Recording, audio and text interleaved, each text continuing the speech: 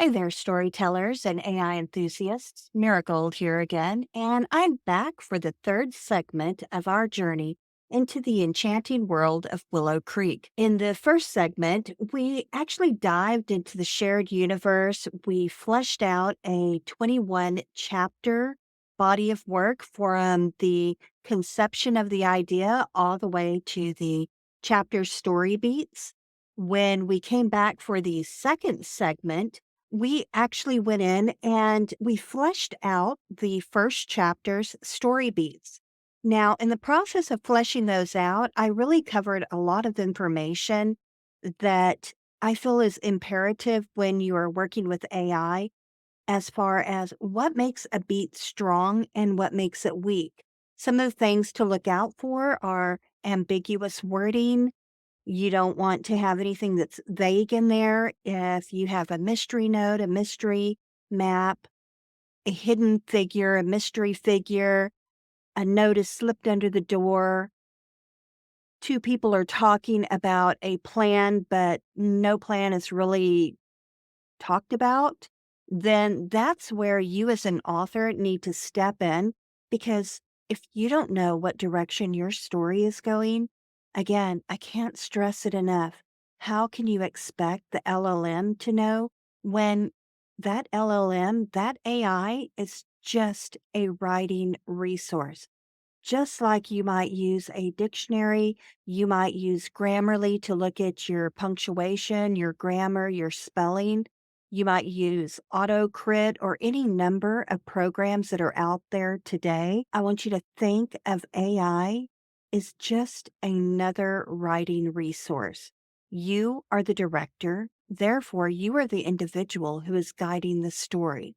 As we kick off into this third segment, I want to go back and revisit chapter one again, but this time, rather than using the story element that is a generic framework for using across all chapters, which I have done before, and I don't mind doing that, but it is rather vague.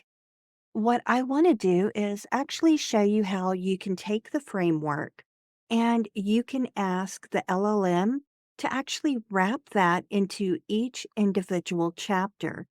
Now, I did a little bit of front work just so that I could show you what the LLM says about using the specific story element as a generic across all chapters, or when you actually use the framework and you do it chapter specific. Now, keep in mind that you have all these little percentages here. You have percentages 40 to 50% for your scenes for your human and your super. Your scenes should drive the plot forward. We also have things like 15 to 20% for character development. So we want to look at all of those, and some of those percentages might change over time depending on what's happening inside of your chapter. So I'm going to go ahead and bring up my chat GPT-4. So what I told it is that I wanted it to wrap the overall concept inside of my story element framework. Now, before I did that, I went ahead and stripped everything out of my story element. And the way that you do that is that you go in and you ask it to strip it all out. You want to make sure that you start with a really clean framework. So let me show you what that looks like. So here, whenever I went in and I asked it to strip it all out, I asked it to remove that comment, the content that was already in there. So I said, I want you to wrap the overall concept inside of this story element framework and create a revised framework. Now, first, this one says to use it across 21 chapters.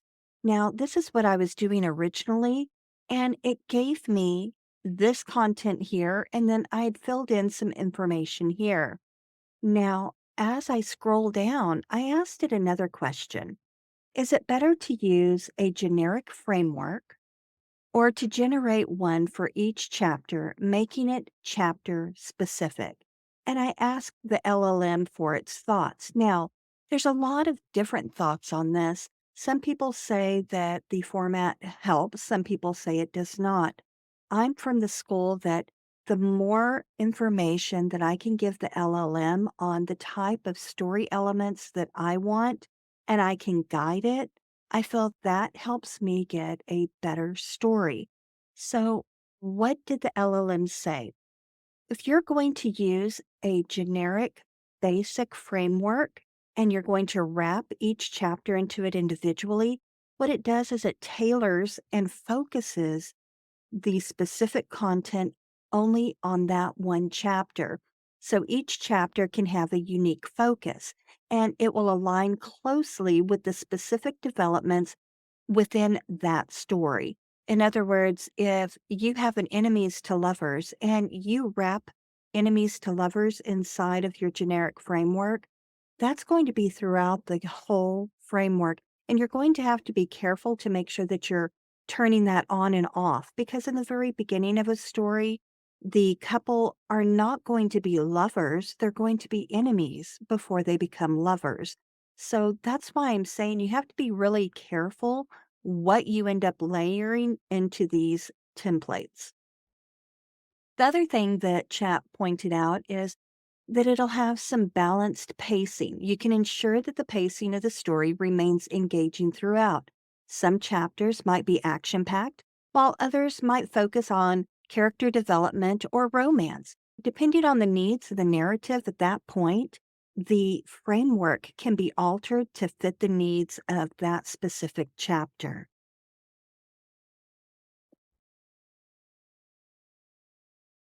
So, taking a look at the consistent development, a chapter specific framework can help in keeping things consistent and making sure that your characters are developing consistently or evenly across the whole book. Not only that, but it's going to be taking into consideration the setting that is specific to that chapter, as well as those little conflicts that are feeding the plot. Also, your enhanced engagement by tailoring each chapter to have its unique blend of elements that can keep the readers more engaged because you're really focusing on that specific scene. Now, it also has an effective foreshadowing and payoff. You can plan your foreshadowing and you can make sure that the payoff happens where it needs to happen because you're effectively mapping out each scene. And adaptability. Keep in mind that even though it's a generic template, if we are adapting it for each chapter so that it encompasses what's happening in that chapter, it's going to be able to emphasize on certain elements like the romance or the action or the world building, character development. It can look at a character specific framework that allows for flexibility.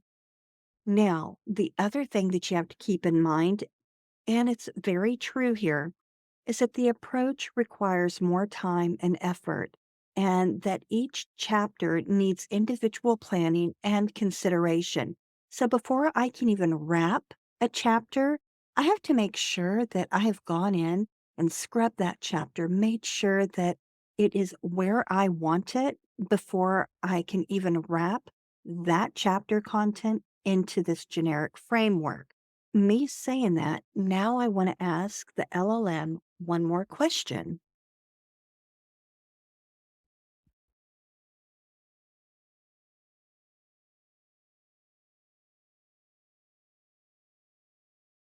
I want to know how it will impact the overall story. Now, after it tells me that, I'm going to ask it another question. I want to know if the percentages are going to change.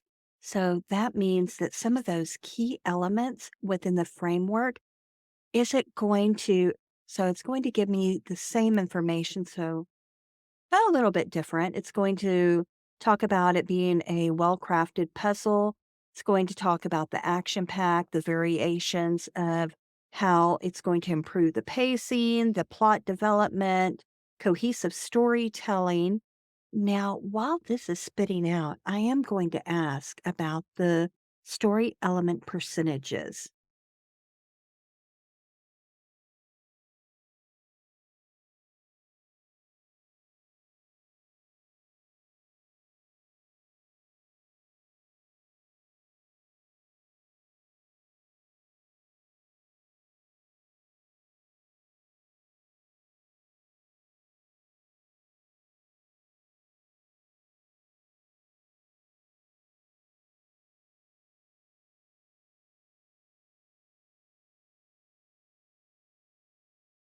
So I'm asking, what about the story element percentages?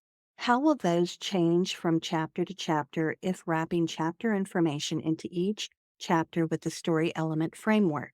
Let's see what it says. Because what I've seen in the past is that it will alter those depending on the needs of the specific chapter. So while this is happening, I am going to grab, I already have my prompt here. So I have it right here and it has my information here, but I'm going to ask it to wrap my beats.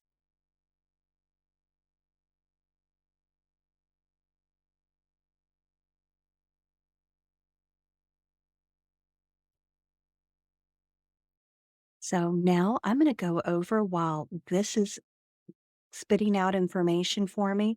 I'm going to go into, rather than go into Atticus, I'm actually going to go into Story Engine or Story Bible, and I'm going to grab my beats, which are right here. And I have a total of 10 of them, and I'm going to ask it to go ahead and wrap that content inside. So let me go back and let's put that down here. I'm just going to state here's the chapter,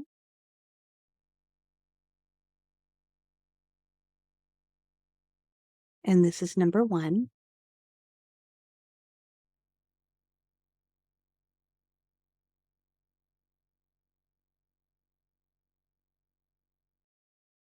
So let's see what it does. Now, while this is generating, we're going to take a look at what my prior question was. My question was about the story element percentages. And here it says that when you adapt the story element percentages to a specific chapter framework, the percentages will likely fluctuate from chapter to chapter, depending on the focus and the needs of each segment. And this is important because you might have one scene where you may need more dialogue, and then other scenes, maybe it's a romantic scene where maybe there's not a lot of talking, or maybe it's a combat or fight scene and it's really heavy on the action, but not so much on the dialogue. So that's where this framework can go in, take a look at your beats, and then tailor the story elements to what you're going to need for your prose. Now, does that mean that you have to keep the percentages the way they are?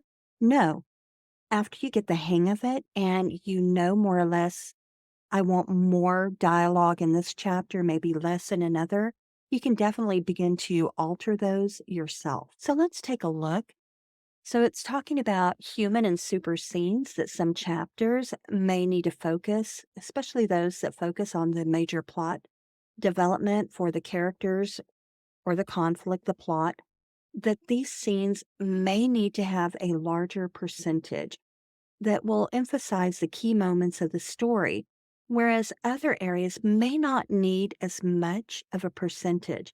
Now, dialogue could increase in chapters focused on character development, relationships, and conflict resolution, whereas in other areas, in action driven or descriptive segments, dialogue might play a smaller role. So, again, we have to look at what our scene is and how we're needing to move forward with it. So let's take a look at what it has done by wrapping this content in.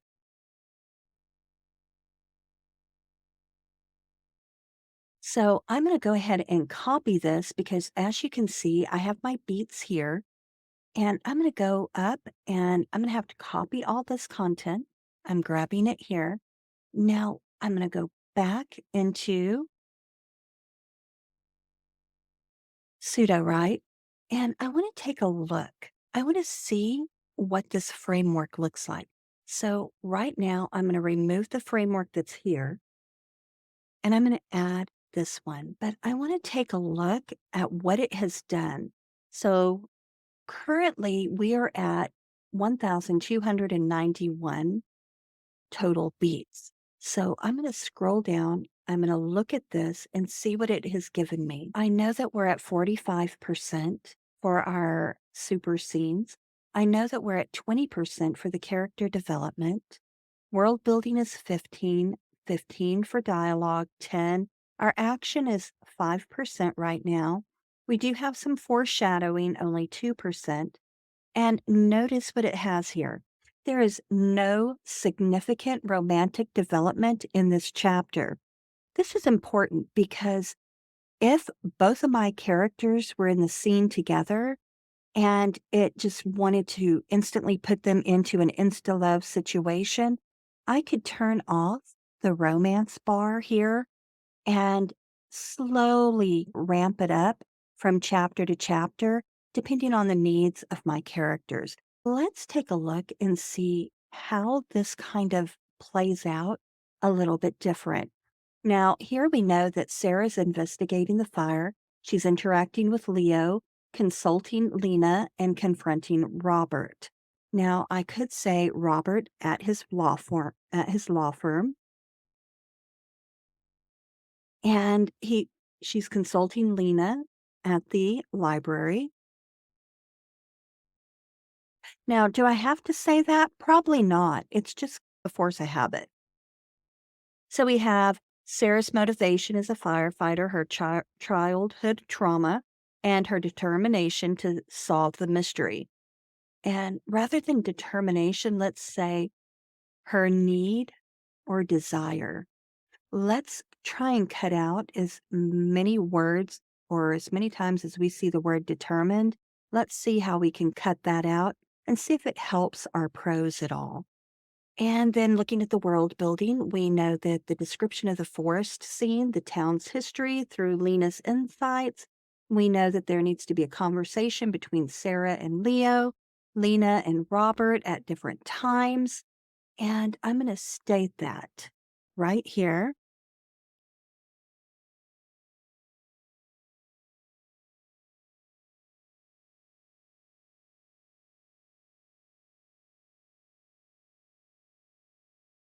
And I'm saying at their designated beat, driving the plot and revealing character traits. Now, Sarah's frustration with the unexplained fires and her suspicion of Robert it is part of the conflict.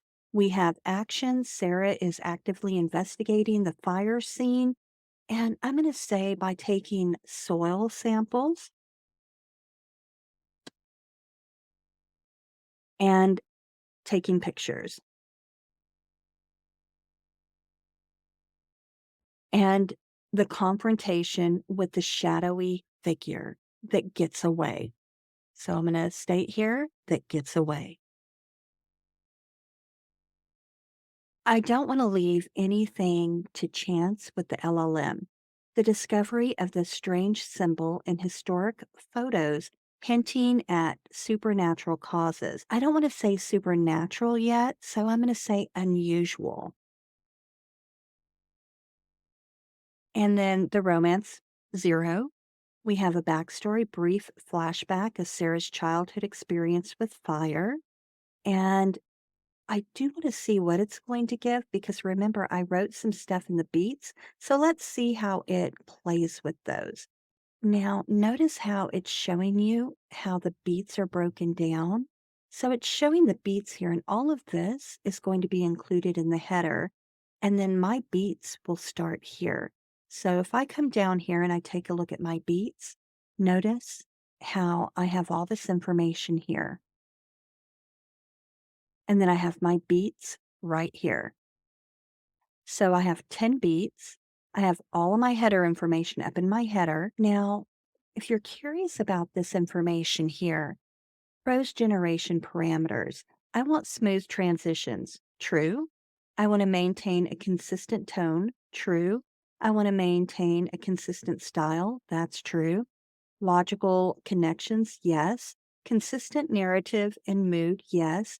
Non-disruptive introduction. True. Now, there are other things that I could have put in there. Maybe I don't want to have internal thought. I could put that in here, but there are times that I'm okay with what the AI gives me, even though the AI might make my characters speak aloud to his or herself.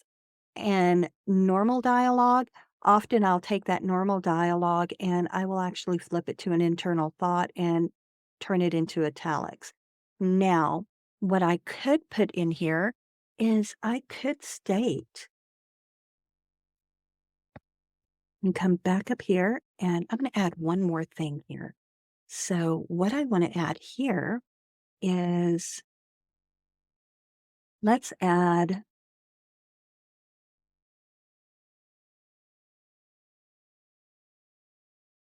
let's say, character internal dialogue. And we're going to call that POV character. PO, let's say chapter POV.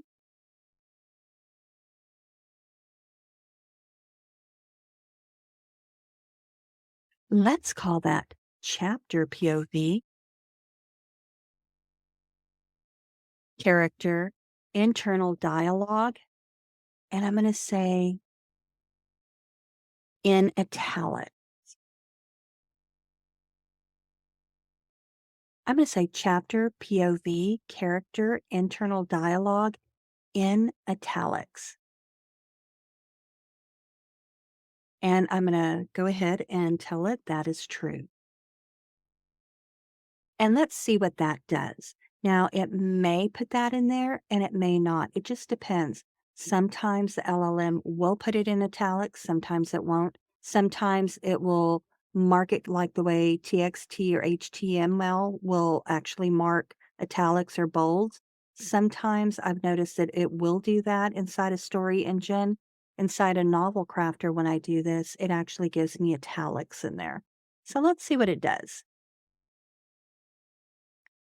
And let's take a look. My addition is here, and let's go ahead and pick our LLM. I do not want balance. I want most accurate. And I'm going to have it go ahead and write my chapter. Hopefully, it will give it to us. Smoke bellowed from the forest's edge, dark and foreboding. My heart raced as I accelerated toward it in my truck, silently praying that the damage wouldn't be too severe. As a firefighter and investigator for Willow Creek, I'd seen my fair share of destruction, but lately, the number of fires had sparked alarmingly. When I arrived on scene, Leo, a fellow firefighter, was already there, sweat dripping down his brow as he turned to face me, concern etched on his face. "Sarah, this is the third one this week," he said, his voice tense. "What the hell is going on?" "Your guess is as good as mine," I replied grimly. We we got to work dousing the flames, our training and teamwork enabling us to move swiftly and efficiently. The fire didn't stand a chance. As the last of the embers died out, I noticed something peculiar about the burn pattern. It wasn't like anything I'd ever seen before. Crouching down, I pulled out my phone and snapped some pictures, making sure to capture every angle. The evidence screamed arson, and Leo agreed. Now, this section right here where it said that the evidence screamed arson and Leo agreed, I would like to see that in actual dialogue. So if I were editing, I would turn this into dialogue because if they're having a conversation in real time, I would rather that be dialogue than it state that Leo agreed. Let's hear Leo agree to that verbally. "Someone's playing with fire, Sarah," he said, his voice low and grave. "We need to find out who." Now, right here, we have 2,048 words, and it just finished doing all 10 of our beats. What I could do right here, I could take this, I could hit enter, and I could ask it, I could go, let's see, let me go back, put that one back, and go back to the right line. So, where it said that she where they were having the conversation, we're going to play with that. Okay, let's go ahead and change this. I'm going to highlight this and I want to rewrite it. I want one card, but when I rewrite this, I would really like to do a customization. Now, if I'm going to customize it, do I want it to be what do I want it to be? I might need to have more information here. So, what I can do is I can grab these two. Now, if I only grab this one, notice how I can describe shriek. I have specific words that I can replace. But if I have a larger word count, I can ask it to rewrite. And when I rewrite, I can ask it to rephrase. Now, I can ask it to be more descriptive, show, not tell, more internal conflict, more intense. I tend to like to do the customization. So here I'm going to state show Leo's agreement in dialogue,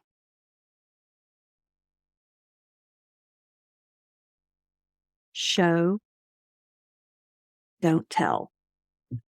So here I've highlighted this area. We already have some dialogue down here, but I'm going to ask the LLM one to show Leo's agreement in dialogue, add more dialogue, show, don't tell.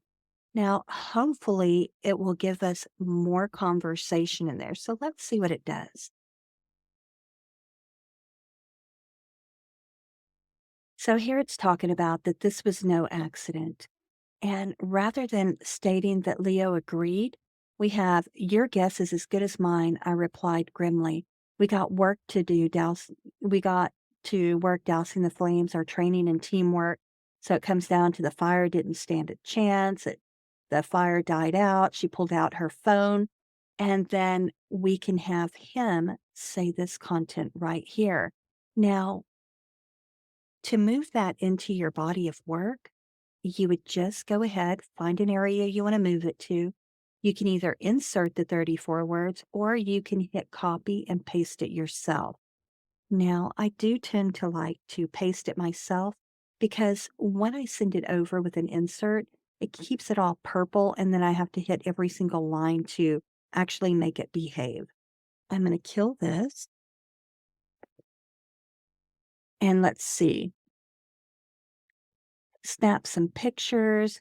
Leo's brow furrowed as his eyes scan the charred remains of it's not a building of the ground. This was no accident, so let's have him say, "This was no accident, Sarah," he muttered, crouching down to examine a piece of evidence. Now, is he already crouching? Let's check. So here he is. He's already doing the work. They're both putting it out. Their teamwork put it out. Let's see, she notices something and she crouches. She pulls out her phone. His brows furrow.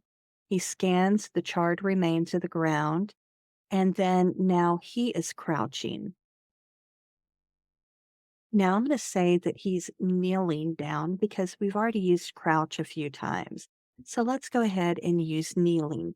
Now, if you don't like that word, you can always highlight and then look at any other words that might come up here and see.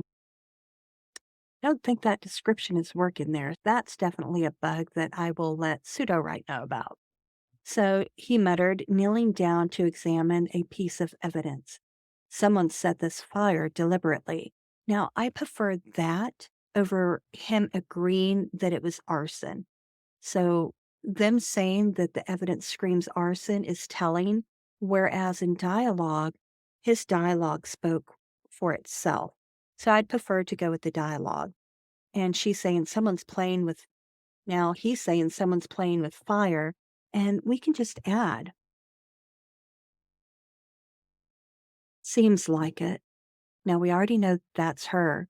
And then having him say someone's playing with fire. Now, Do we want to use her name this frequently? I would avoid using the names this frequently because it's just the two of them. How often are you in a conversation, just you and another person, and you repeatedly use the person's name? They know each other. They don't have to keep repeating each other's names. So someone is playing with fire. Let's see, agreed. And the more I explored, the more unusual burn patterns I found. They were odd, intriguing, and sparked my imagination. Now, what did they look like? So I could come here and I could hit the describe and I could see what the describe gives me.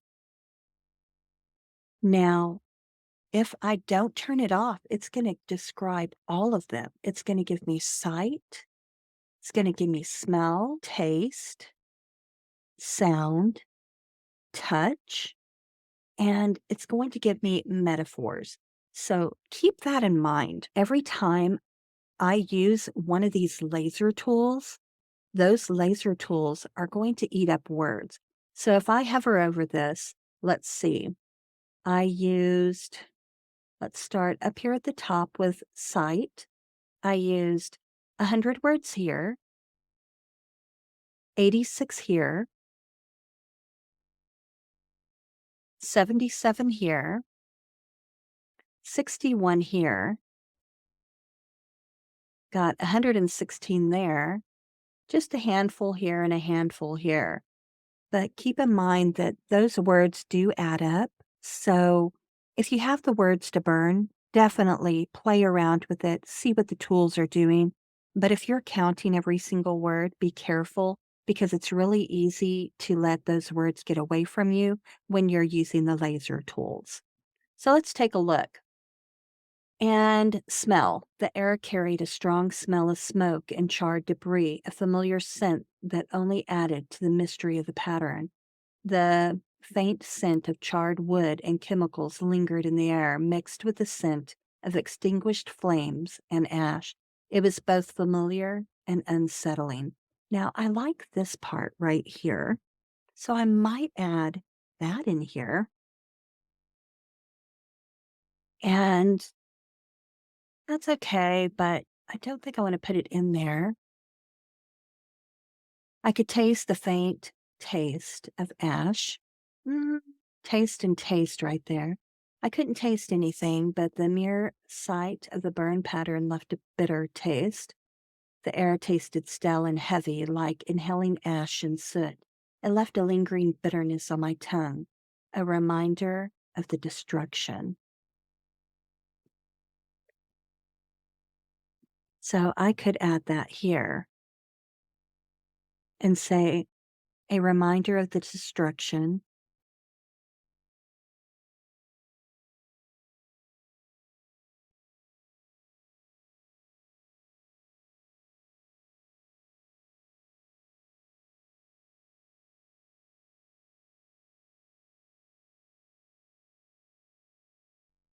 So let's see, the crackling of burning embers, probably not because they had already died down.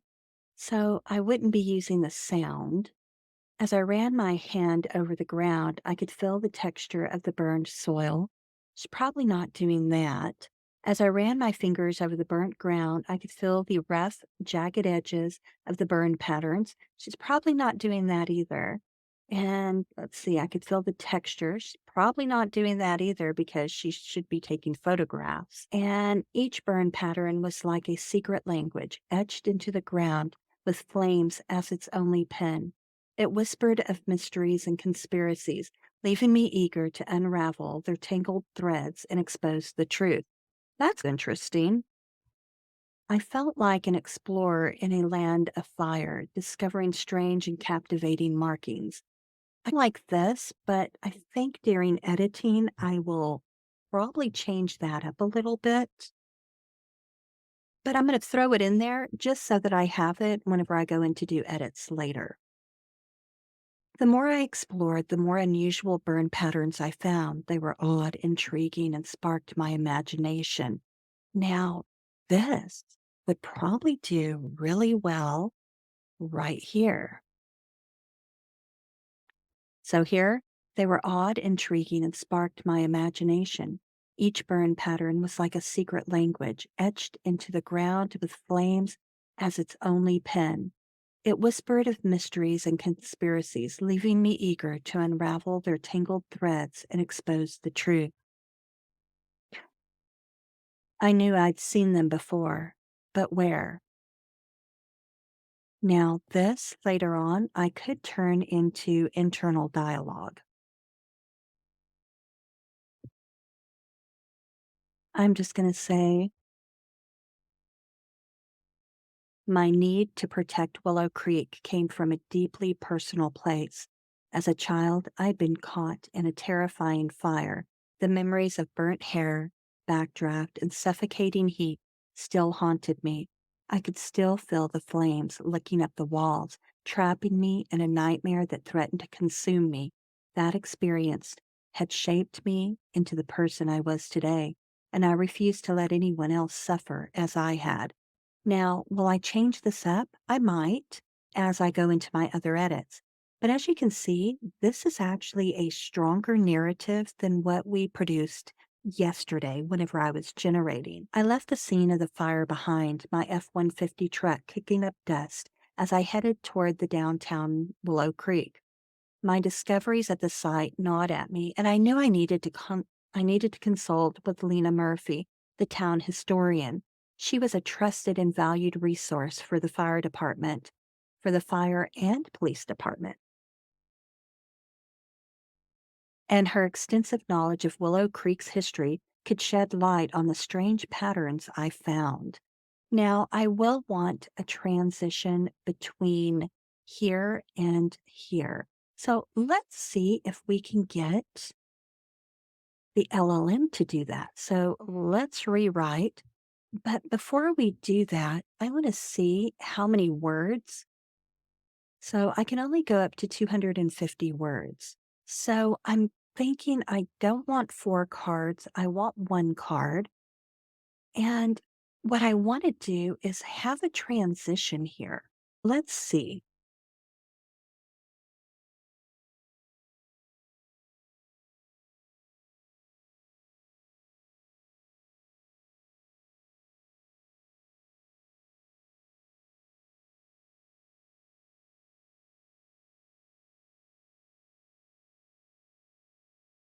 So you can see that I have already put this in between the two lines. What I'm going to do is I'm going to grab this and I'm going to grab this down here, and let's see if it will handle that and rewrite that with a transition. Or I could just state to write something at the very end. But in this case, I want to go ahead and rewrite it one card, and let's see what it does.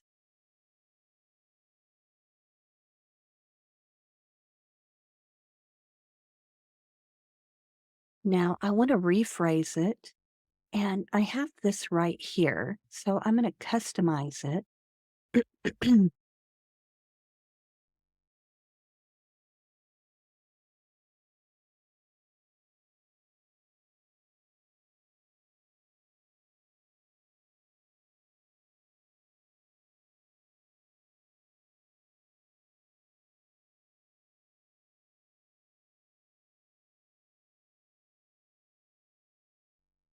So let's see what kind of transition it'll do for us.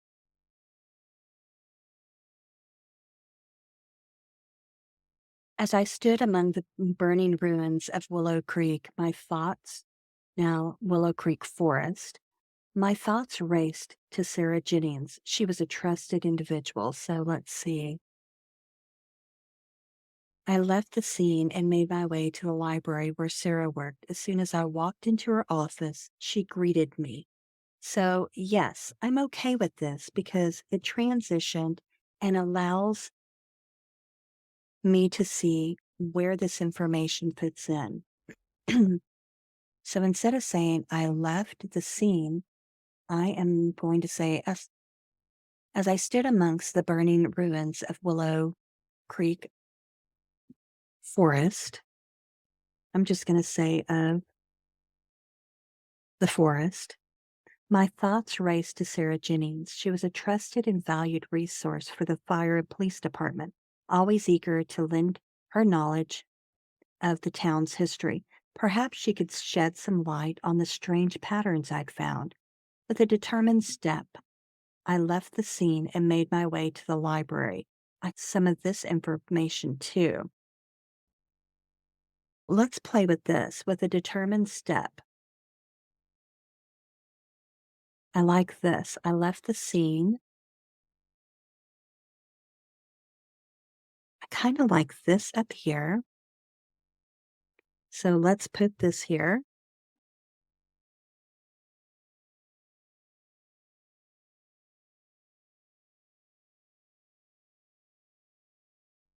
Still troubled, I left the scene of the fire behind, my F-150 truck kicking up dust as I headed toward downtown Willow Creek. My discoveries at the site gnawed at me. Now, I could add more information here, but I think some of that is still, I think that there's information here. And with the information here in the new part, I think it repeats itself. So I'm okay. I'm okay to kill this section right here and just leave it as I stood amongst the burning ruins of the forest. My thoughts raced to Sarah Jennings. She was a trusted and valued resource for the fire and police department, always eager to lend her knowledge of the town's history. Perhaps she could shed some light on the strange patterns I had found. Now, I liked this little bit here, town's history. Perhaps she could shed some light on the strange patterns I found. So, same information, so I can kill that. Still troubled, I left the scene of the fire behind, my F-150 kicking up dust as I headed toward downtown. So, here, with a determined step, I left the scene and made my way to the library where Sarah. So, here, I know that she headed toward downtown Willow Creek. My discoveries at the site gnawed at me.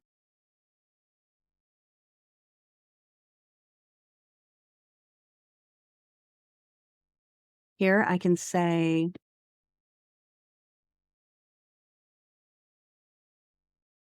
with ease, I pulled into the library parking lot, then made my way to the entrance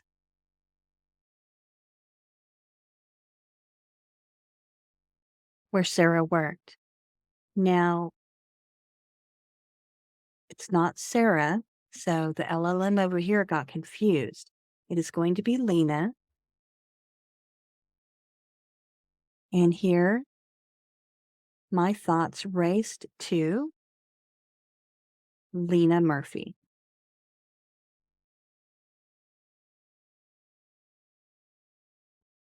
Let's see.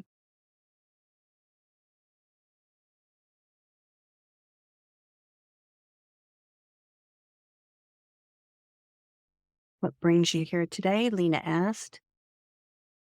And let's see, she is already asking this question here. She is greeting. And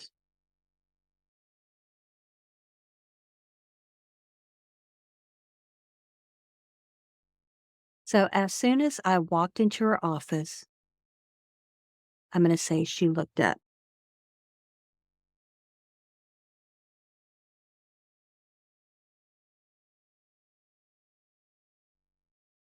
What brings you here today? Lena asked with a smile. Hey, Lena, I replied, trying to keep my voice steady. I was hoping you could help me with something. So here we get back into the content that was generated originally. We rifle through old newspaper clippings and photographs. She reveals past incidents of unexplained fires of Willow Creek. So, right here, we could have further information. We could expand that, but I don't feel that the LLM is going to give me the information that I want. So, later, whenever I'm editing this, like full blown edits, I will add that information myself. Look at this, I said, pointing to a series of photographs. In each one, there was a familiar face, Robert Hathorn, looking younger than he did now, but unmistakably none the less. Is that Robert as a teen? Let me see. Why, yes, it sure looks like him. My skepticism clashed with the revelation, driving me to probe further into the town's history. Now, this right here is telling. So, when I go into revise, I'm going to show what that looks like rather than telling. So, what does that skepticism look like? How does it help her with this revelation? How does she end up digging? It's saying that it's driving her to probe further, so how does she do that? But then a sudden memory hit me like a tidal wave. The heat of the flames, the walls closing in, my lungs filling with smoke. Now, this right here, but in order to have earned this, I feel like this information needs to be something that she's reading in the documentation that maybe sparks this memory. So this is an area that I'm really going to have to focus on. So I'm going to bold that just so that it stands out later on. Thanks for your help, Lena. Be careful. We're going to kill the names because the names just are everywhere and we don't need them.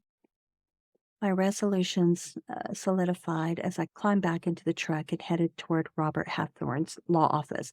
I'll probably add additional information here because I feel like that's not strong enough. So I stormed into Robert's law office. I need a little bit better transition between these two. And I don't think she would storm in there, but she might walk in there trying to see what she can ascertain. Robert, I said, trying to maintain a calm facade. So if she's maintaining a calm facade, then her storming in there doesn't make any sense. So as a writer, we have to fix that. We need to talk. Sarah, what can I do for you? 5 fires in as many weeks. And you've been present at several of them, according to some. And right here, how does she know that he's been at the present fires? We know that he's been at the past. So if he's also been at the present fires, then we need to state that early on so that connection is made. So this hasn't been proven yet. We need to make sure that it's clear that he has been at the other fires prior. You're hiding something. Look, my frustration boiled over. There's an easier way to say this, a way that kind of shows her frustration without using something as cliched as that. Someone's playing games. It's had to be some kind of a cruel joke on me, the town. Let's see.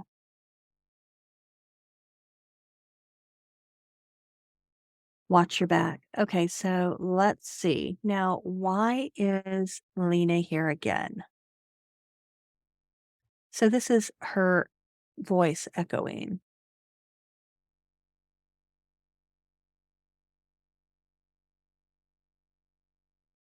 Now, this information here, my phone buzzed in my pocket. I pulled it out and it was Leo. So, what I would be okay with here is to make that a phone conversation.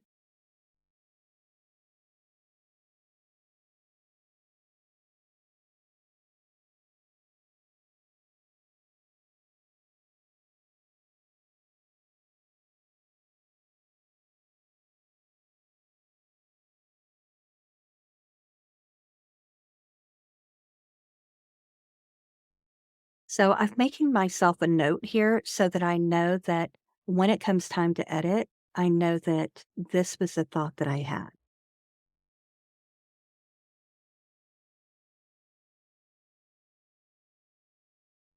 So, here it is where it's calling.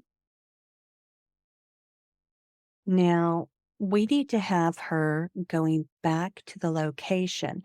So that's where we would make that comment here.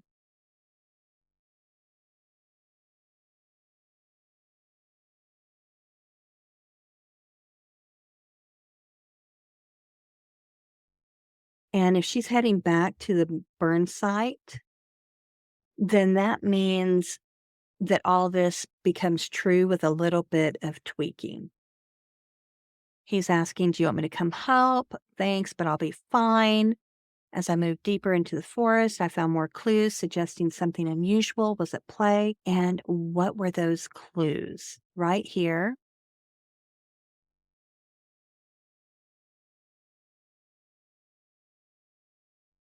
So here again, I've left myself a note. Strange marks on the tree trunks and faint traces of the unfamiliar scent linger in the air. I can use more senses here.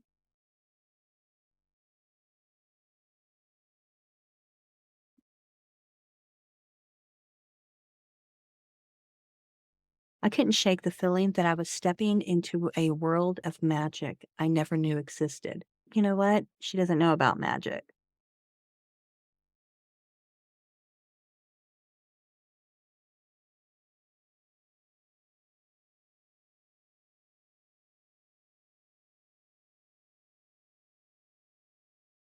So I'm just going to leave a note, reword this to kill the word magic. Because she doesn't know that yet. Remember, she doesn't know anything about magic yet. Now, this could be turned into internal thought later on.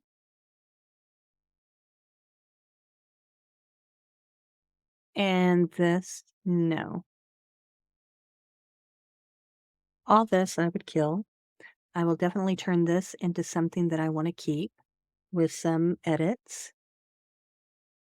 Left the forest with a growing sense of unease. Pull yourself together. Let's see.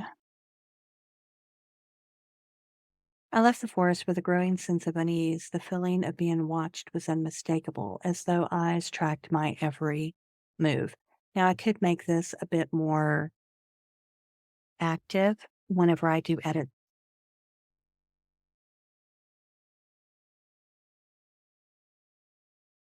The rustling of leaves caught my attention.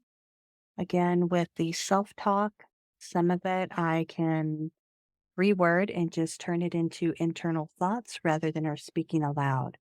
"Hey, stop," I yelled, hoping my voice would somehow reach them. And rather than them, I want it to be clear that the individual is male from the body type.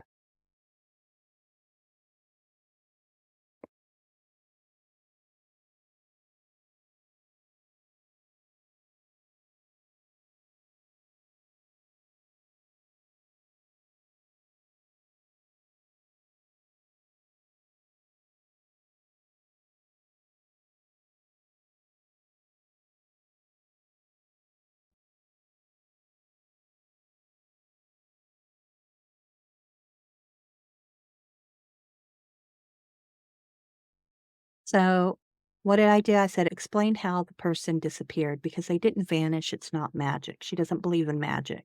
So, I need to have a reason for why this person disappeared. They're in a forest, so we can have a rocky formation and some caves, and the person went into the cave and she's not going to follow. Or there are multiple caves.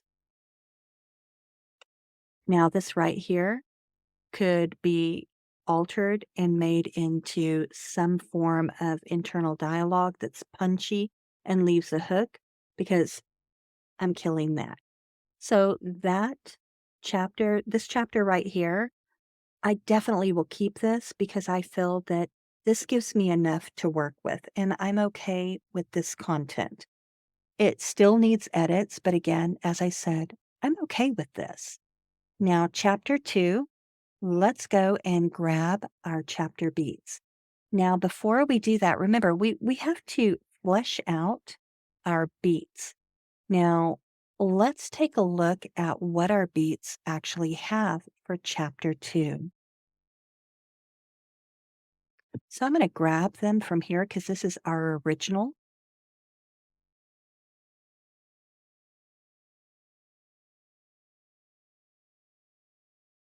And I am going to go back And let's go ahead and put it here. I know that it is Luke Donovan's first person POV, and it needs to be past tense.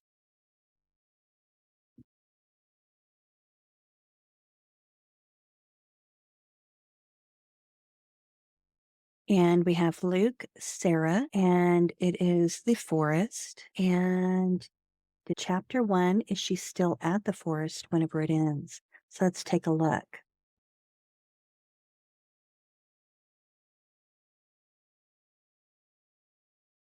So she is still there. She has not left yet, but we get the sense that she's going to leave. So I want to go ahead and grab a little bit of information. Let's grab this information here, and I'm going to put it with 2. And this is for my genre and style. And then let's take a look at our beats. He's a forest elemental. Do we know what kind of elemental he is yet? No. Since it's a disturbance in the natural order from the recent forest fire. So let's go back inside of chat. I want to look at these story beats. Let's go back and get the beats.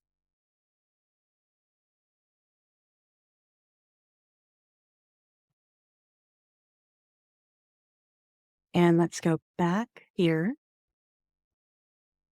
And inside a chat, I have my beats in here, and I know that it's chapter 2, but I'm going to have some questions.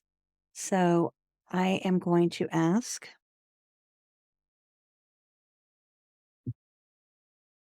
what kind of forest elemental is Luke?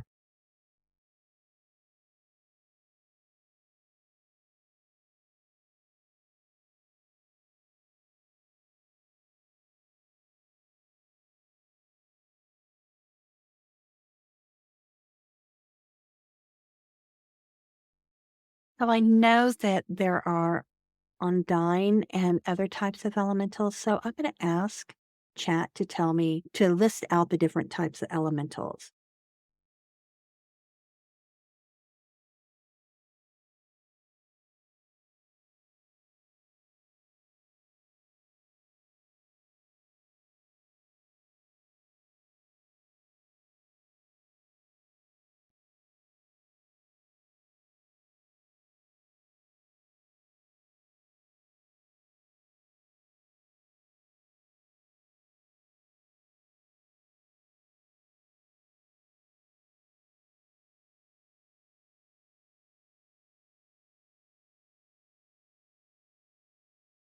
So I'm telling it to hold on to those chapters, story beats, but I want to know about the elemental.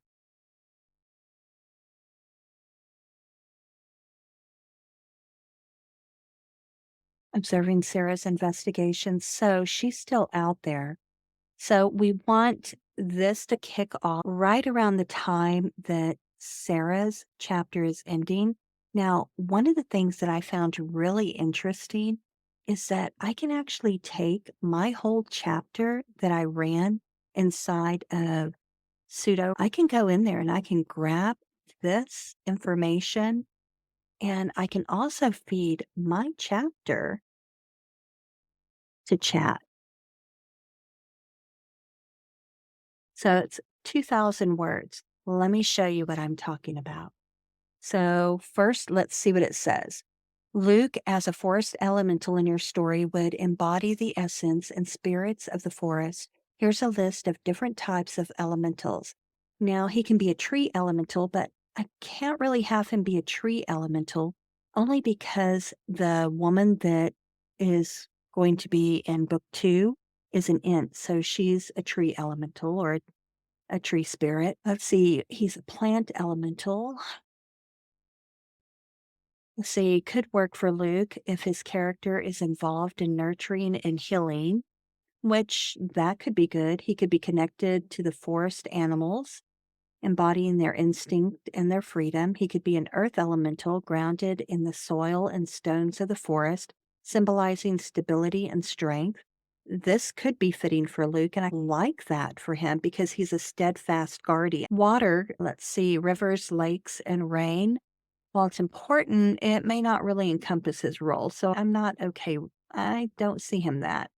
Now, the connection to wind and air symbolizes freedom and knowledge. It could suit his character, but I really feel that it's not connected enough. So far, I like the earth elemental, and then we have the fire elemental, which it's renewal, like renewed growth and stuff, but it's an unconventional choice for Luke, as the LLM pointed out.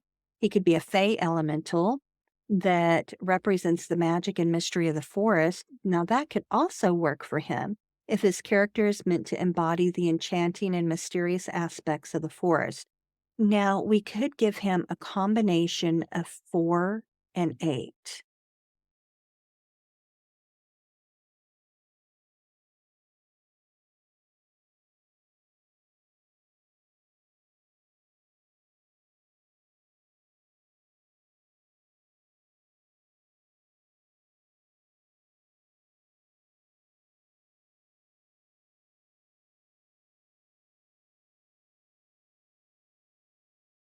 Okay, so I'm asking it to give me a description of combining those two, and then I'm fixing to give it my chapter 1 that we just did in Sudowrite, and then ask it to take a look at the chapter 2 beats that we have and to see how we can seamlessly make it pick up on chapter 2 where 1 left off so that we don't have to write in that transition. So let's see what it says. Embodiment of the ancient forest, a guardian spirit whose essence. So, yes, I do like this. And it conforms more toward what I thought. Now, his hair doesn't have to have hues of autumn in it. It could, but it doesn't have to. And let's see, he can communicate with and influence the natural elements of the forest, such as the plants to grow and thrive. As a fae, he wields the enchanting magic. As a guardian of nature, he can sense disturbances. So all 3 of those work really well for him. So that being said, we know that these are his traits. He has a connection to Sarah, but now I want it to take a look at the first chapter.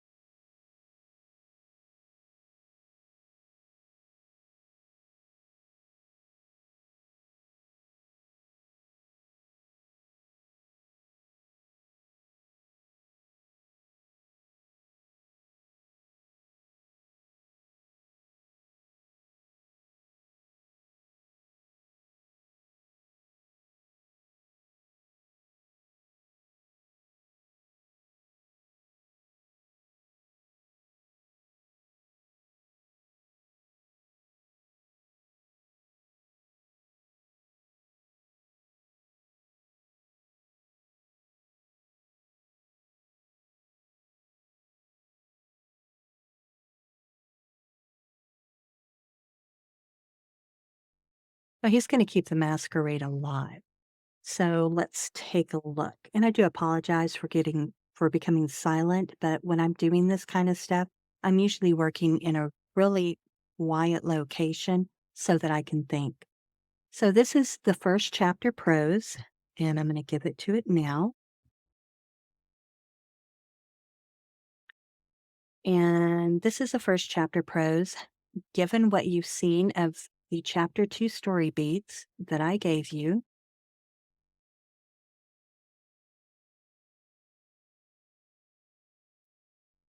and what in the chapter 1 prose, I want you to revise the story beats for chapter 2, transforming, transitioning from chapter 1 seamlessly.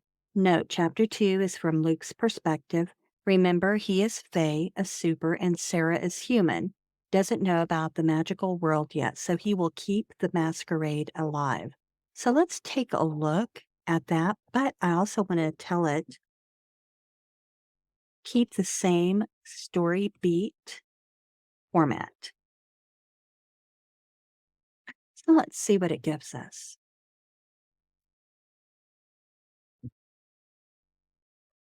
Now remember, we do have prompts that we can continue to feed the LLM, but after a while, after you have fed it the prompts a few times, it keeps track of some of that. But every now and then you may have to remind it or nudge it that you want it to adhere to a specific parameter or format. Now, one of the things that I notice with my beats, notice the length of them right now. As I get further in, I sometimes have to remind the LLM that it needs to be fleshing out the beats, not just giving me something vague and slim. Here, it ends with her losing the figure, and it starts with Luke feels a disturbance in the forest caused by the recent fire. Is concerned for the forest's well-being, he decides to visit the aftermath where he unexpectedly encounters Sarah. Let's see, he observes Sarah through the investigation now where he unexpectedly encounters Sarah Jennings, but we are probably going to want him to stay out of view until absolutely necessary. Now that I've done this, let's take a look. He feels the disturbance where he unexpectedly encounters Sarah. He's observing Sarah through investigation, feels a strange pull toward her. Okay, make it clear he doesn't engage her in beat one or beat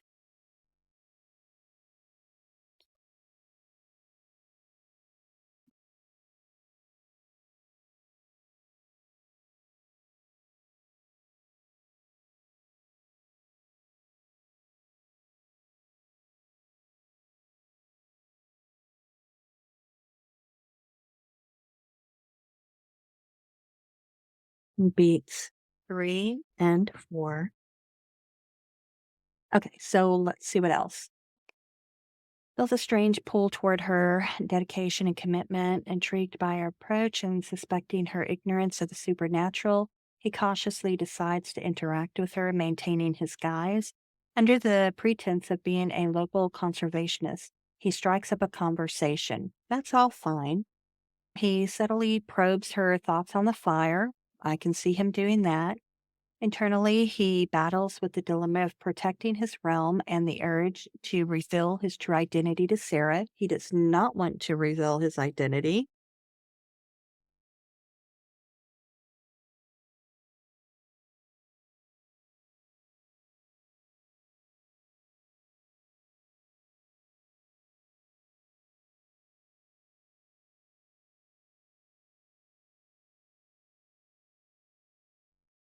He doesn't want to do that because, you know what? They haven't even met yet. He doesn't know anything about her. They are complete strangers. So there is absolutely no reason why he would tell her about his true nature. Why don't we use the same wording though? Reveal his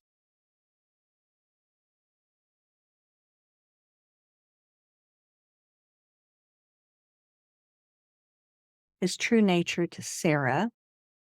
And torn between these conflicts, he opts. Okay.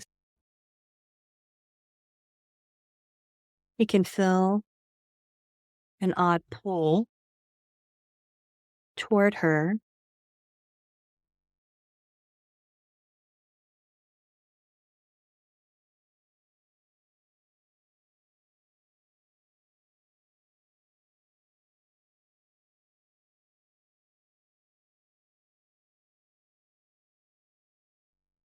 We can have him have intrigue, curiosity, anything like that. That's fine. Let's see. Luke discovers an unusual artifact near the fire site. No, there is no artifact there. And the LLM loves a good artifact. So beat 5. No.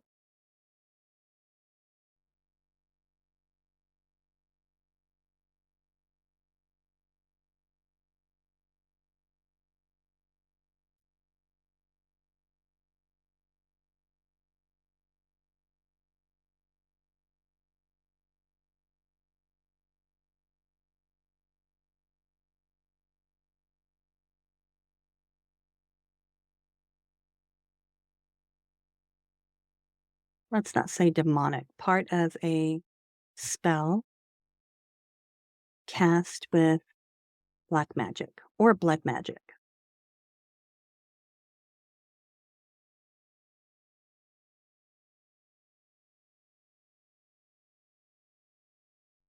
So let's see.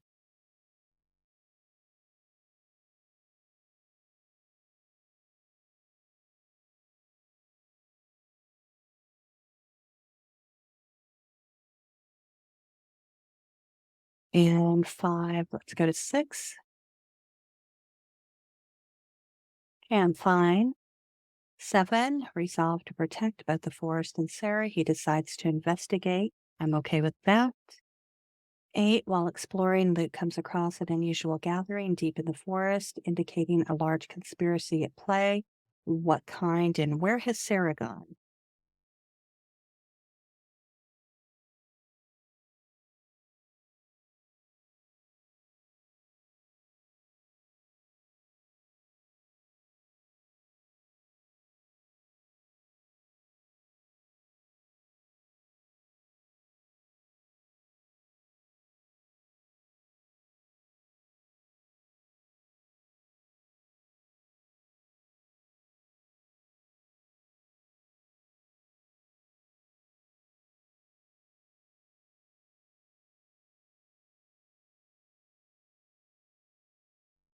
So then in beat 8, I want to know what pulls him there.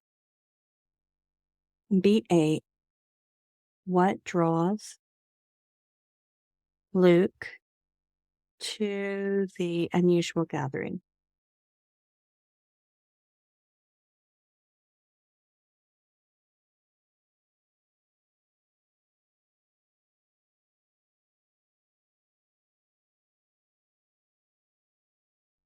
And we also need to know what larger conspiracy is at play.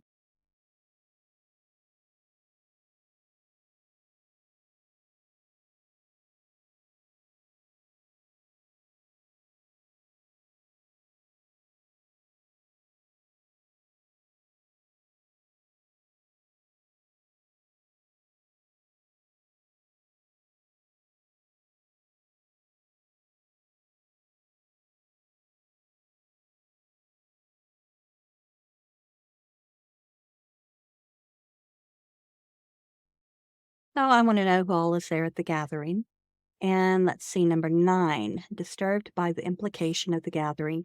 I have no idea what the implication is. That's it. Says that the fires are just one part of a more sinister scheme. And how does he know that the fires are connected?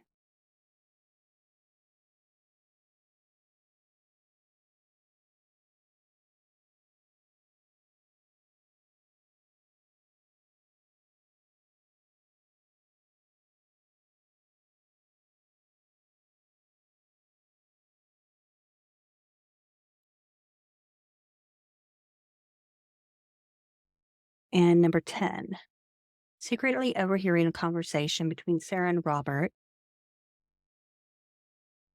Okay, I'm not okay with that. We're going to kill that 10 and give it a completely new 10.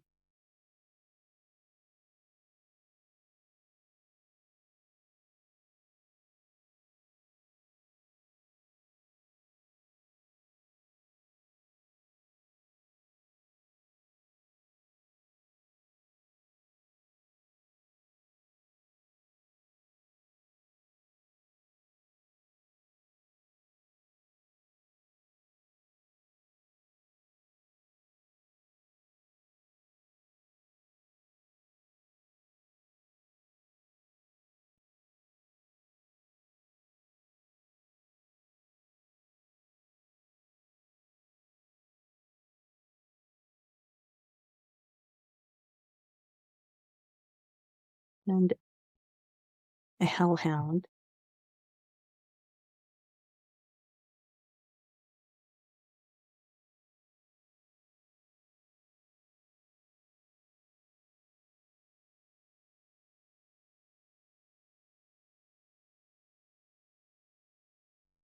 Let's see if this actually trips up the system. So, what did I do? I went in and I went back and forth with the LLM. One, I told it that I wasn't okay with some of the content that was in there. I said, make it clear he doesn't engage her. So, make it clear Luke doesn't engage Sarah in beats 1 or 2. You can have him engage her in beats 3 and 4. In beat 4, I stated no, he doesn't want to reveal his true nature to her,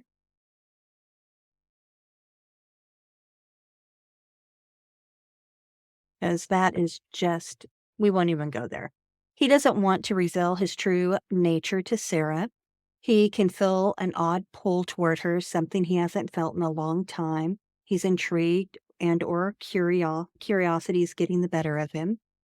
No, there isn't an artifact. Definitely don't want an artifact there, but there could be burn patterns that he recognizes as being part of a spell cast with blood magic, maybe even some runes.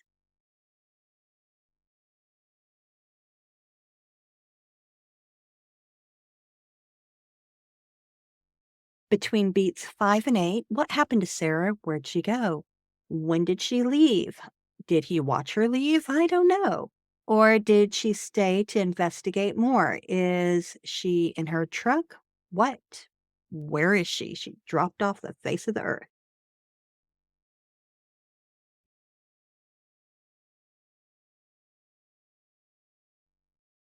Now you have to be careful talking to Chat GPT-4 this way because he may take that literal and actually drop her off of Earth if you're not careful.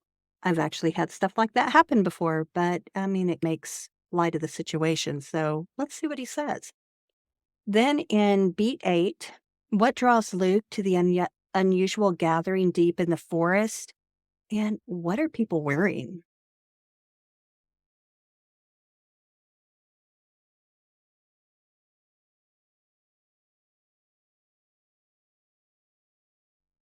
Now I'm really pushing chat a little bit here. What or who is there and what are they wearing, if anything? Do show. And what larger conspiracy is at play? Now, is this something that is threatening the balance of,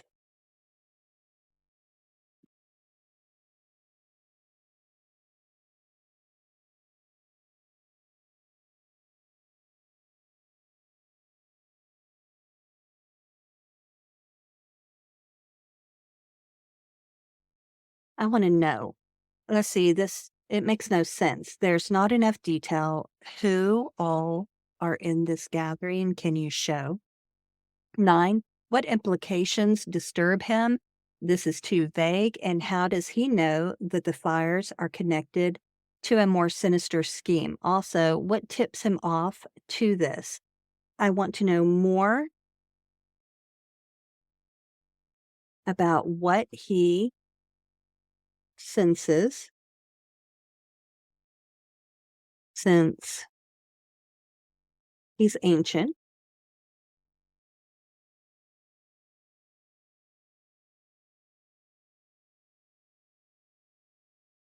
use his fae and elemental,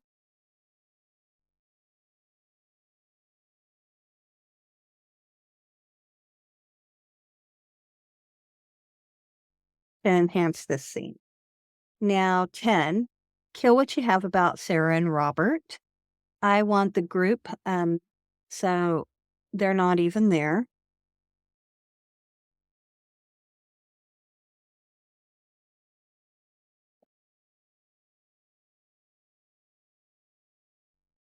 And I hit enter before too soon, and that's really annoying.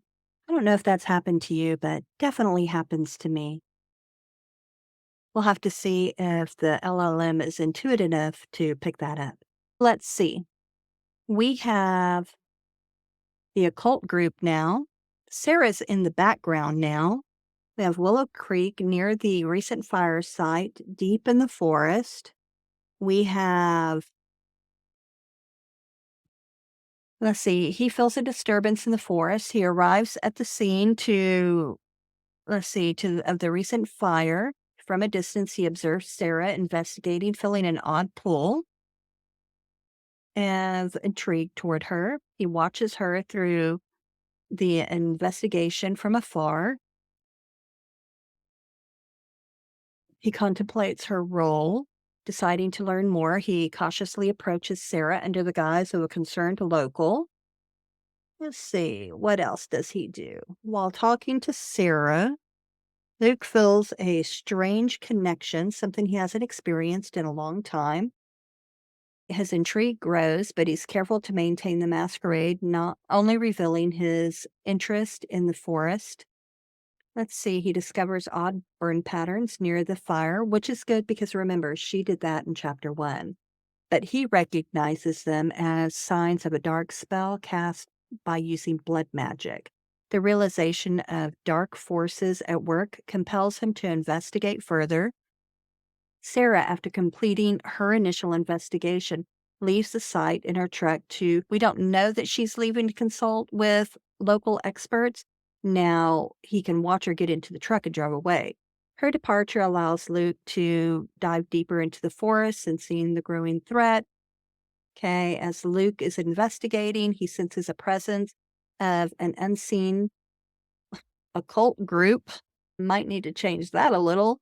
Performing a ritual deep in the forest. Let's see, driven by his duty to protect the forest, he decides to approach the gathering. He discovers a cloaked group in a clearing and chanting and performing a dark ritual. Their actions suggest a conspiracy threatening the natural order, confirming Luke's fears of a larger, more sinister scheme, maybe to do something to the masquerade. We'll see. Luke, using his face senses, feels the disruption in the natural balance and recognizes the ritual's connection to the recent fires. Transition. His concern escalates as he realizes the fires are part of a plot to disturb the harmony between human and supernatural worlds. As Luke prepares to intervene, the group senses his presence and summons a hellhound to attack him. Transition. Forced into a confrontation, Luke battles and banishes the hellhound back to the netherworld, revealing the depth and threat they face. Okay, so let's see. I want to play with this. Sarah's already gone. And so before I take this chapter, actually, I'll take this chapter, but I want to wrap our beats in there. Remember, we want to have our percentage content in there. So let's go and grab that right now. So here is our generic story element, and I will post this out here for you guys. I'm going to take that and I am going to go back here and let's ask it to wrap it.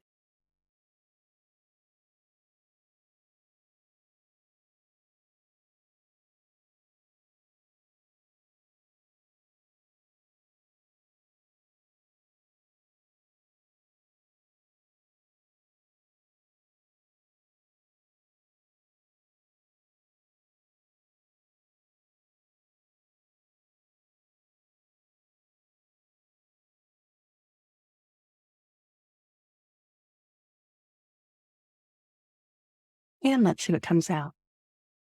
Now, keep in mind, this usually goes a lot faster when it's just me going back and forth with the LLM without having to explain what it is that I'm doing.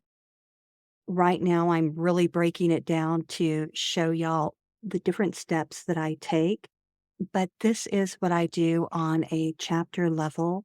And whenever I'm fleshing out my content, I will flesh out all of my chapters. Now, there are times when I might, if I'm in a time crunch, I might flesh out all of my chapters and all of my templates this way, and then I'll do a mass generation. But if I have the time, I prefer to do what I'm doing now and then generate chapter 2, take the prose from chapter 2, introduce it back into the LLM and show it, tell it, look, you have chapter 1 prose, here's chapter 2. You already have chapter 3 beats. Take a look. I want a smooth transition, and I will continue to repeat that process until I get to chapter 21.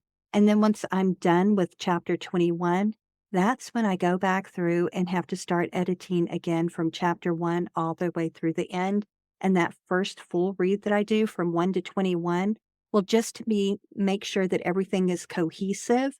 And then once I get it cohesive, then I go back to chapter 1 again, and then I start adding additional details that I need, and I will sharpen my prose.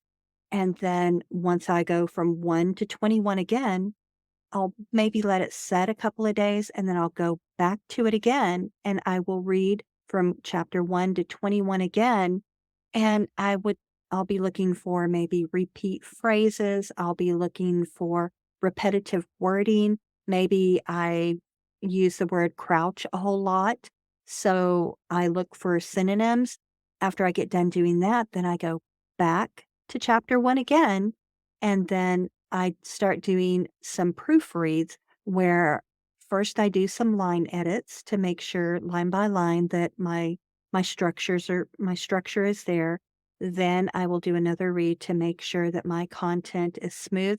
I might even, when I'm doing my final couple of passes, I'll actually have the Word document or a PDF reader read to me while I'm following along, just because it allows me to hear missing words, which my brain kinda overlooks when I'm reading, because by this time, I will have been so familiar with the story that I will miss those simple errors, which is why I have my Word document or a PDF document read to me. So let's take a look. I am going to grab this, and I'm going to take this into my chapters. Let's go into chapter 2, and I'm going to want to remove this information. So I'm going to kill this.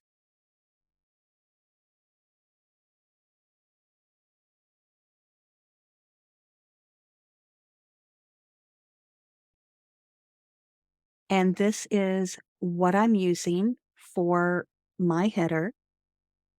I'm going to leave this content for my header.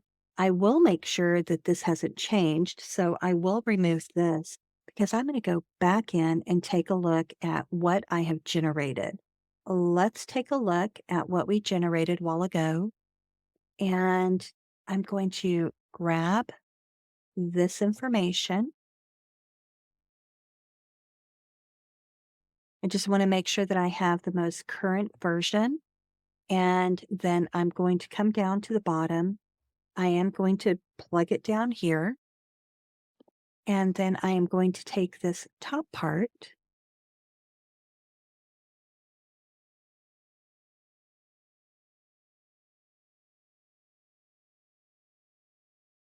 Here's my beat 1, so I have to put 1 in front of it. I'm going to scroll up to the top.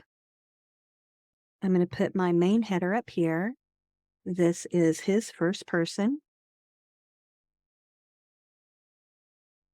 POV, past tense. And remember I said avoid.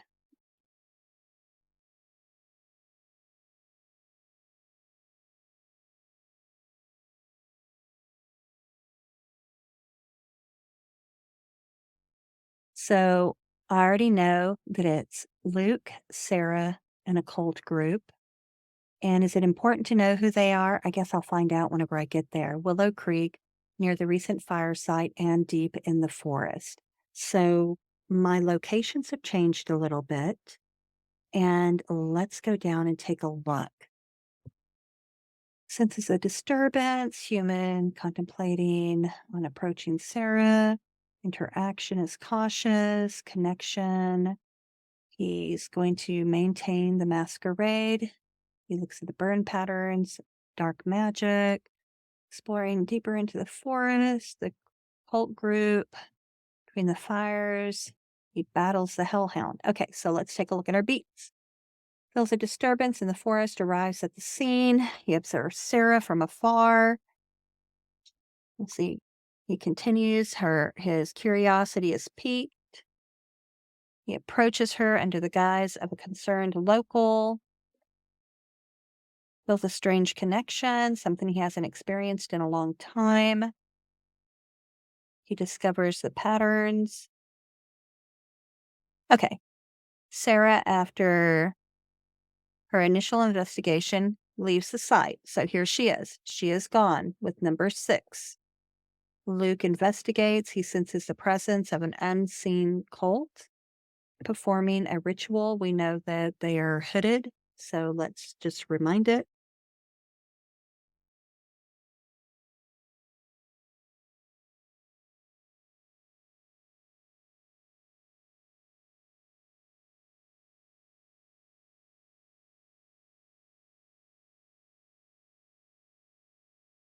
We'll say hoods slash robes. They're cloaked. Okay, so here summons the hellhound. Okay. Disruption. Okay, so let's see what this does. Remember, it defaults here. We're going to go to most accurate and let's see what it gives us.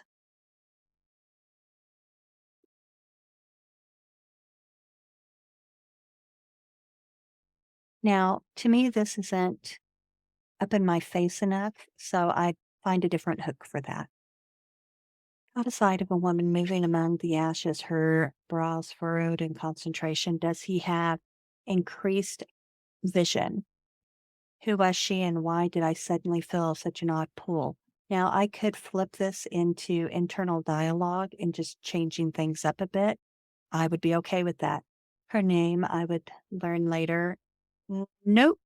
Narrator intrusion. He has no way of knowing that he'll learn that later unless he is having visions or clairvoyant. Yeah, that needs to be killed. Let's see, but at the moment, all I knew was that I couldn't tear my eyes away from her, so this needs to be rewritten or killed. She investigated the scene with a thoroughness that surprised me. So, what does that thoroughness look like? That is something that I'll expand on. My curiosity piqued because I should be able to see her through his eyes. So, everything that she's doing, whatever movement she's making, everything that she's doing, I should be able to get a zoomed in look from his perspective.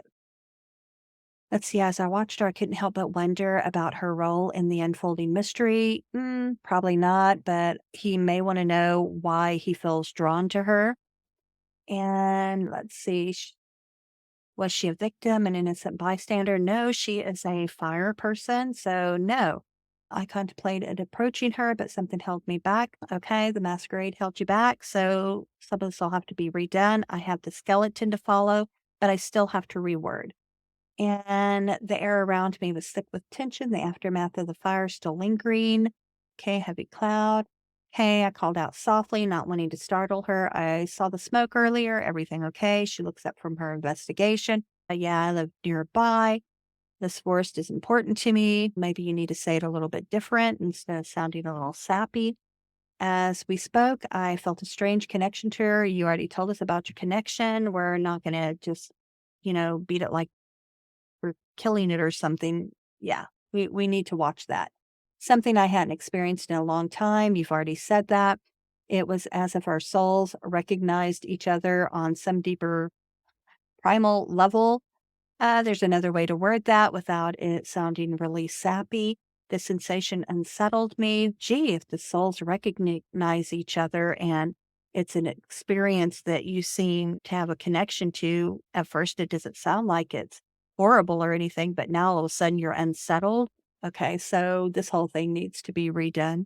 The but also intrigued me. I couldn't help but wonder if it was simply a coincidence Have you found anything yet? So, a lot of this, the narration will be changed or I will delete it.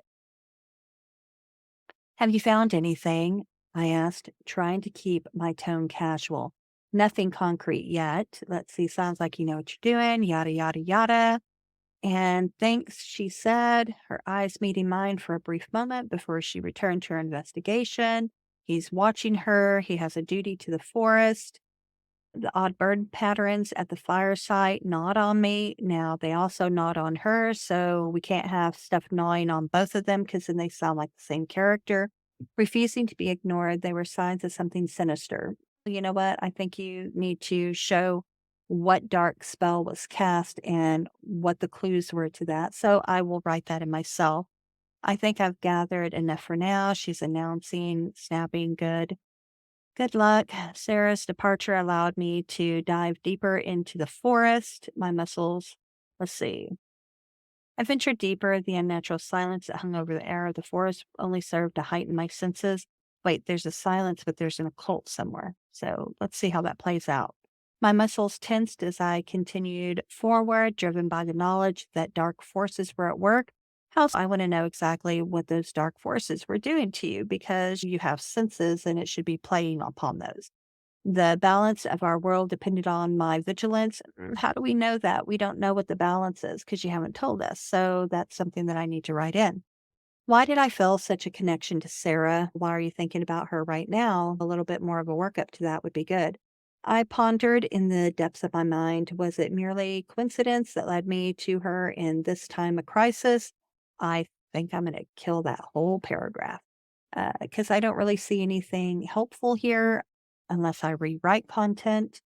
I could feel it, the faint hum of twisted energy. Ooh, I thought. In the air as I moved deeper into the forest. It was unnatural, a sinister force that didn't belong amongst these ancient trees. So I like that, but I also would like to have him walking up and maybe putting his hand on either the tree and then feeling the psychic energy that's there, and then maybe even touching the ground and just being able to sense that something is off. But I want more. So that's what I will write in. What I have right now isn't bad. It's a good blueprint. But as a writer, if I want to make this pop, that's something that I have to do. And when I write anything without I still end up with, say, that raw first draft that might have some flat writing in it. And then I have to go back in and make it pop. Same thing with AI. AI can write very flat, and then it is up to you as the author to go in and make the content pop.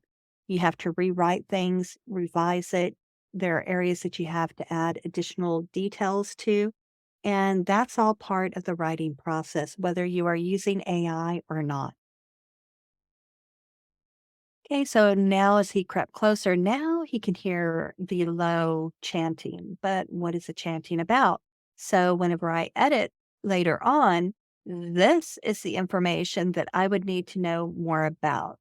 So I would need to know more about the what they're hearing. What are they chanting? Because I'd like to know what that spell is. So that is something that as a writer, I would actually add in there because I want to set that whole mood and that tone. And I actually don't mind writing some poetic poetry in there for spell casting. So now could I get the LLM to do it? Sure. But it's fun to do it yourself too. The clearing came into view, and there they were, a cloaked group huddled together, a makeshift altar. So this is all cool and it's a cool blueprint, but I need to know more. Are they in some kind of odd looking fairy circle? I need to know more about it. Now we have somebody saying, Mother of Darkness, grant us your wicked power. You know what? I would so add more to this. And this is the area where, if I'm not careful, CC has to rein me back in because I find scenes like this and I'm like, oh, wow, there's a whole spell here and the ground's going to be rumbling and there's going to be these lights or fog that's rising from the ground and all hell is breaking loose and vines are slithering across the ground. So that's the kind of stuff that I'm beginning to envision. And whenever I edit, I'll be putting all kinds of weird stuff like that in there, but it's the kind of stuff I like to write. Now, their actions confirm my worst fear. Oh, really? What is your worst fear? Because you didn't tell me. An insidious conspiracy that threatened the natural order. Okay, so again, as a writer, you have to give more to the story than this. This, again, is just a blueprint. It is basically taking the most raw foundation or blueprint of a body of work, and it's at a skeleton level. And now you have to go in, edit it, and put in all of the ligaments, the tendons, the muscles, cartilage. You have to put the skin in, all the veins. You have to put everything in there. Same way with this story. We have to build it up. Who dares to interrupt our sacred rite? I want to know what you look like because you're snarling, so that could be really cool. I could introduce some really cool characters here. What if it's some kind of a weird looking vampire that's worshiping the devil, or some kind of weird looking, I don't know, demon or something, or a hag, some type of a hag or a witch, or maybe even a fallen angel that has turned to dark magic or something. So again, I like to stretch the truth, so I'd like to find out more. So here it is, interfere at your own peril. Of course, he's a guardian, so yeah, he's going to interfere because, well, hey, that's his job. So if he didn't interfere, then there wouldn't be a story. So, and this part right here would have to die as I prepare for the inevitable confrontation. Yeah, that needs to go away. I need to really feel the angst and the tension mounting. My face senses were in overdrive, but what does that feel like? What does that look like? Right now, that is telling. I want to know what that looks like. So I'm going to write that in. Picking up the disturbance of Willow Creek's forest natural balance. Let's see, the chanting from the cloaked group grew louder. So not only are they continuing to chant, but somebody just prior told him basically, no matter what you do, you can't bother us. So maybe there are sentries that are stationed around, like how the Hellhound is there, but maybe they have some form of golem or something that's guarding the area. That's all stuff that I can write in. Let's see, he mutters under his breath before I can intervene. However, the group abruptly cease their chanting, their heads snap in my direction. They'd sensed my presence. I think they already sensed your presence, unless I rewrite the section up above and have the people guarding the inner circle. If I have people that are stationed as sentry guards to guard, then those are the people that could sense him, but the people that are involved in the chanting and the spell casting in the middle may not be aware of him just yet until he comes closer and then his presence is known. So, that aspect, maybe he already gets into some form of sparring with some of the entities that are protecting the main group. And when he dispatches a couple of those, maybe the main group takes notice and then they summon the hounds from hell. A low growl rumbled through the clearing as a hellhound emerged from the shadows, its eyes burning with an unholy fire.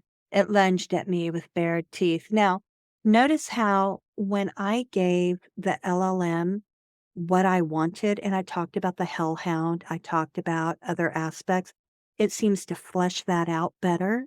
That's why you need to make sure that you're giving the LLM enough to draw from. Back to the netherworld with you, I snarled, channeling my fate energy into a powerful burst that sent the hellhound hurtling backward. Now, this burst, I could so zoom in. Right now, we're zoomed out. We're just seeing it just as a really quick bullet point. But when I go in to edit this, I'm going to zoom in and I'm going to stretch this out and play it in slow motion. You know how when you watch a movie and you're watching the battle scene, and at first you're watching it from way up above, and then slowly you're getting closer and you're hearing the clang of steel, you're hearing the grunts of the people who are fighting. It's almost like you can feel the wind on your face, you can feel the ground rumbling. I want all of that described. So that's something that I have to do.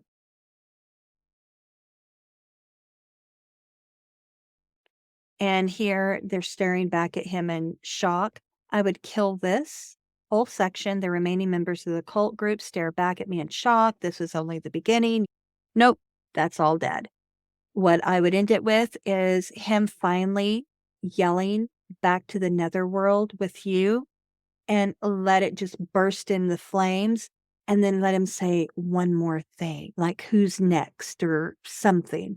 I'll figure it out whenever I go back into edit. But this is why I'm telling you, you really have to pay attention to what you are doing with your body of work. So, again, we're talking, it took me quite a while to flesh this out. This is almost another 2-hour video showing you what I did. We generated chapter one more time. I just generated chapter 2, and I still have to get to chapter 21. So you can see that this is a process that takes time. And again, when I'm editing, I'm usually really silent. So it would probably take me half the time that this video took for me to actually flesh this stuff out and generate. It probably takes me about half of the time, as I just said.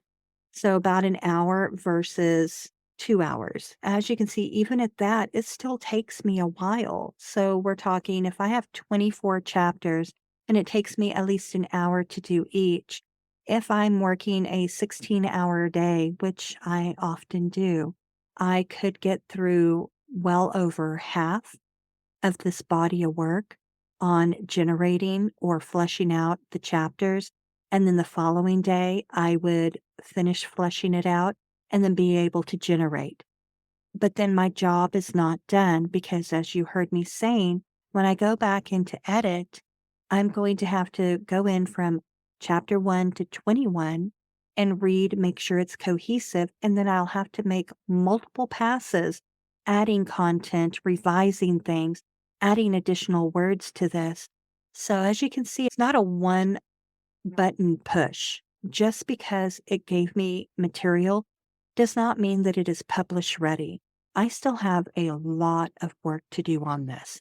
And I am going to take this one section at a time. I know people told me that they wanted to see my full process, so I'm trying to abide by that and show that. But as you can see, this took 2 hours. So hopefully tomorrow, since I won't have to explain things as much, I'll be able to move through it a lot quicker, maybe not speak as much unless I have something new to teach. But if you have thoughts, comments, be sure to leave them in the YouTube comments section. I do want to thank y'all for participating, and for those of you who have asked me to walk through this type of a process, I hope that this is helpful and beneficial. If there is something else that I need to slow down on and walk through, or things that you have questions about, do not hesitate to reach me through either the comment section of the YouTube channel or find me on Discord and send me a message through the AI Writer Connection Discord. And my name there is also Mira Gold. So I want to thank you for participating in today's session, which is our part 3. And as you saw, it's about 2 hours long. If you enjoy this content, please be sure to like the video. You can even share it if you like. And be sure to subscribe and set up the notifications so that way, anytime a new video is released, you don't miss that information. And last but not least, again, if there's something that you would like to see AIWC cover, let us know. And until next time, I am signing off. Have a good night, guys.